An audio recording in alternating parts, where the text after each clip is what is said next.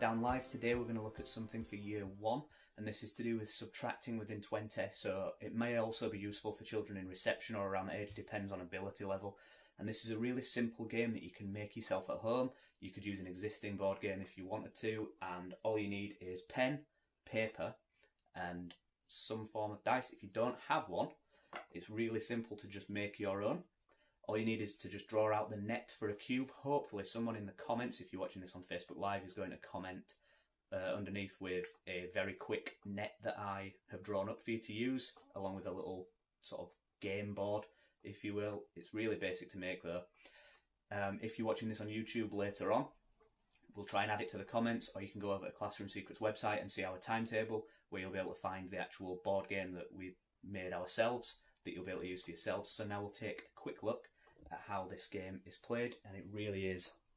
It's very, very simple to set up, very, very simple to make, and literally you just need the numbers 0 to 20 on what we call a number line, and any sort of playing counter. I've literally just got a tiny little cut out piece of paper there, so I'm going to start on 20, and then you can either use a real dice from any sort of game you've got. If you wanted to, you could use an existing board game, some sort of Snakes and Ladders or something, and count back from 20 there, or you can use your homemade one. Try and make sure that the numbers opposite each other at total 7, because they usually do on any sort of dice. So you've got 2 and 5 totaling 7, 3 and 4 totaling 7. So all you do is roll the dice, and whatever number you roll, you then subtract that from the number that you're currently on. So I've just rolled a 6. So if you wanted to extend this and have children write a number sentence, you would make that one 20, subtract 6 equals, and then we're going to find that out by doing these little jumps along our number line. So we're going to do 6 because we're subtracting 6. 1, 2, 3, 4, 5, 6. And our little counter lands on 14. So we just finish our number sentence with 14. And the aim of the game is obviously to just be the first to get to 0. So now we're going to work from 14. If you have more than one player, if you've got a few children at home, or if you just want to play against a child, obviously you can just cut out more than one little counter like that. So I've rolled a 1, so I am on 14 minus 1, and then we're just going to check that for counting it. 14, do 1 jump, and we get 13, so I now know 14 minus 1 is 13. If children can do this in their heads, then that's fine.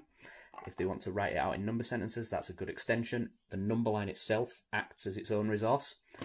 So hopefully someone will comment. If they haven't, I'll comment once this isn't live anymore, to share with you an image that literally just gives you a net to make a cube for your dice like this, and a little number line like this. But it's just as easy really to make this at home. I didn't use any sort of printout. I've literally just made a cube and the number line here. It's really good for subtraction. You can do it with bigger numbers. You could decide that you're going to number it up to 100. You could do times tables with it and count backwards on those as well, so you can count up and down in certain numbers, up and down in 2s, up and down in 5s. It's something else that children need to be able to do.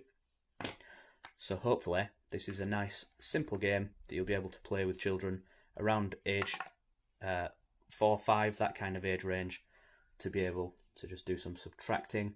I've just rolled a 5, so if I'm on 13, I would then minus 5.